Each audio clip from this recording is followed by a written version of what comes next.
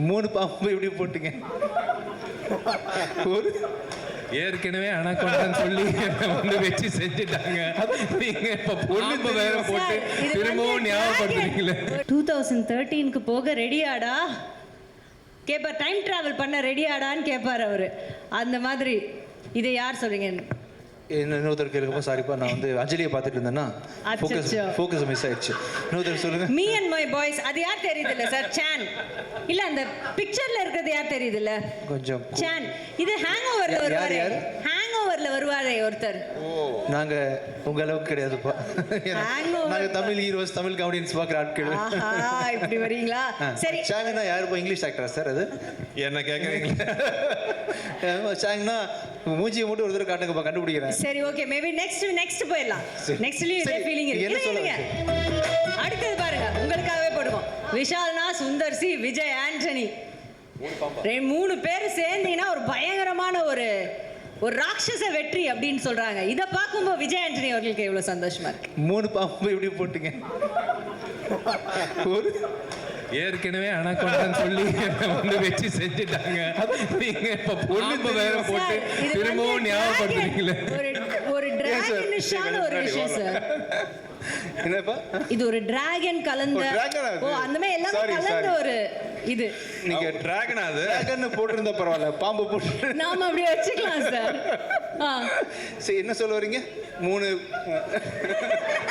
3 dragon சேர்ந்து ஒரு ராட்சச வெற்றி கொடுத்துருக்கீங்க அப்படின்னு மக்கள் ஃபீல் பண்றாங்களாம். சரி, இந்த ராட்சச வெற்றிக்கு காரணம் 3 டிராகன்ஸ் யாருன்னா நீங்க தான் அப்படின்னு சொல்றாங்க.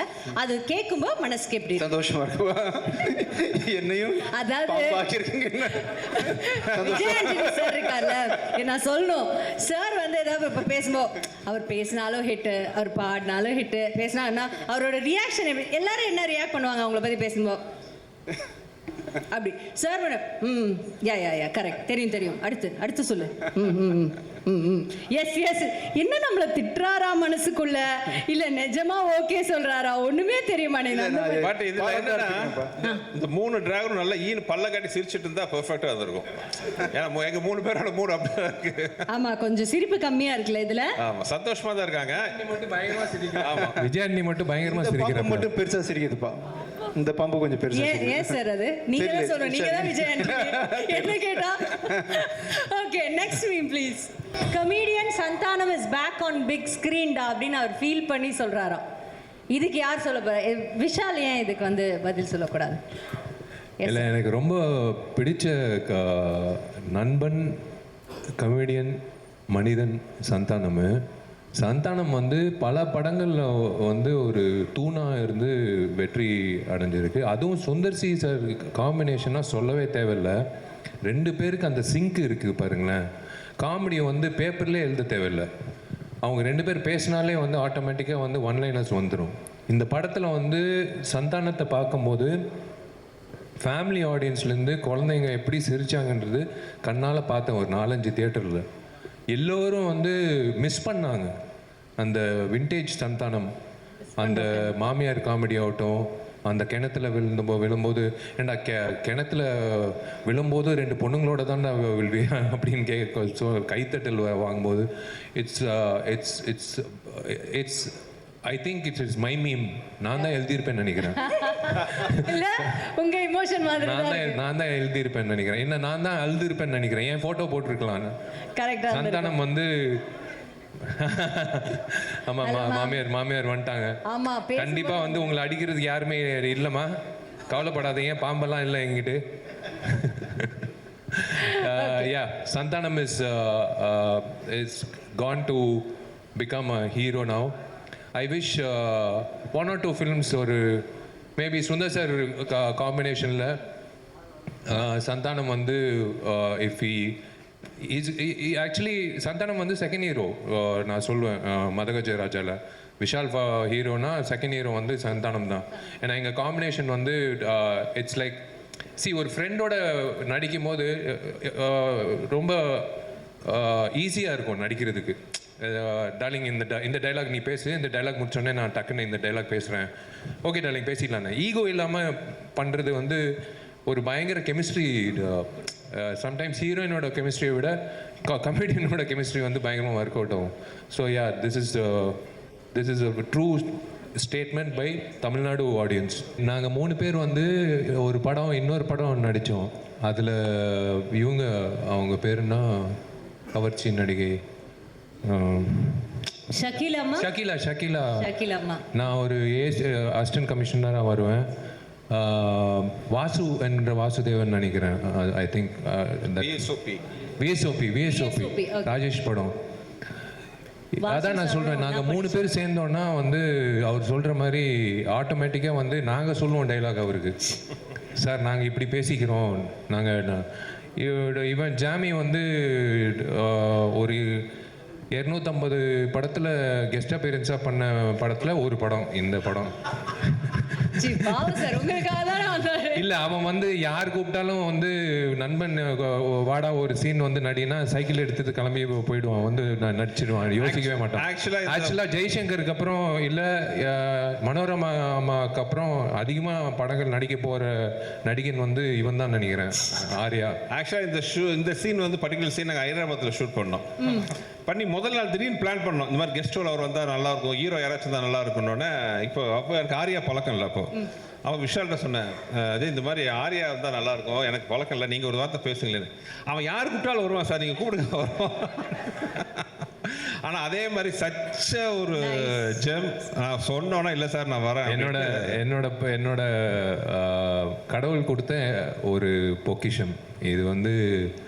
அது அவர் சொன்ன மாதிரி வந்து இவர் ஒரு பொக்கிஷம் மாதிரி, இது ஒரு பொக்கிஷம் மாதிரி. ஆர்யா வந்து it's a blessing to have something like that in life. Believe in Sundar C supremacy இருந்து ஸ்டேஜில் இருந்திருந்தாப்புலன்னா அதே மாதிரி சொல்லியிருப்பாப்புல நம்மால். இவர் வந்து I think I only introduced him in திமிரு. when he came we wanted one different face, so இவர் வர வச்சோம். Vinayak he's got something, everyone will have some kind of a magic. அழகாக இருக்கணும் அப்படியெல்லாம் இல்லை, அந்த டேலண்ட் வந்து காட்டுறது ஒரு விதம் இருக்குல்ல. வந்தாலே ஜெயிலர் படத்தில் வந்து கலக்கிட்டாப்புல.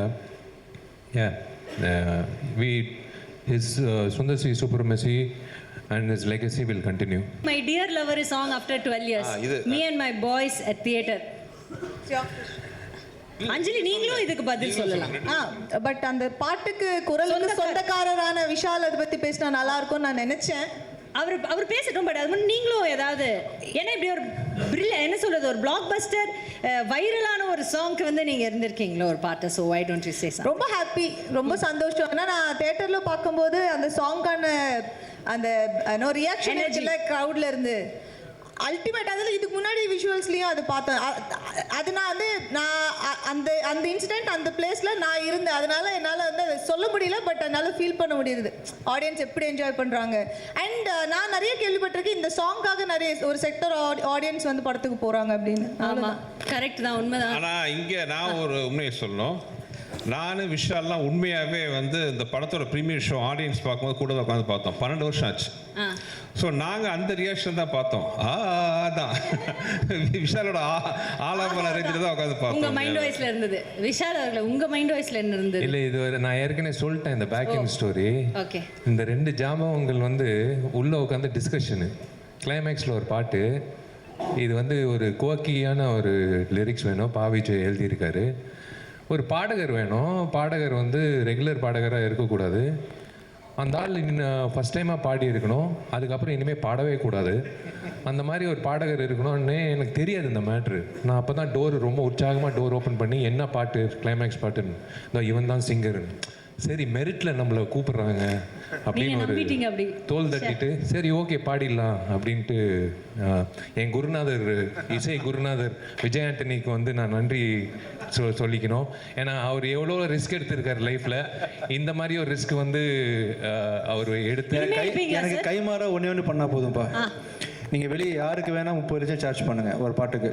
எனக்கு ஒரு 10,000 ரூபாய் கம்மி பண்ணி கண்டிப்பா ராயல்டி இருக்கு. அவனி பிக்சர்ஸ்க்கு 20,000 rupees கன்செஷன், எனக்கு 10,000 rupees ராயல்டி கன்ஃபார்ம், 2 பேருக்கு ராயல்டி. ஆனா கனவுலையும் நானும் விஜய் ஆண்டனி நினைக்கல நாளைக்கு ஆயிரக்கணக்கான மக்கள் விஷால் மைக்க பிடிச்சி பாட ஆரம்பிக்கிறதுக்கு முன்னாடியே அந்த குரலை கேட்க கைத்தட்ட போறாங்க.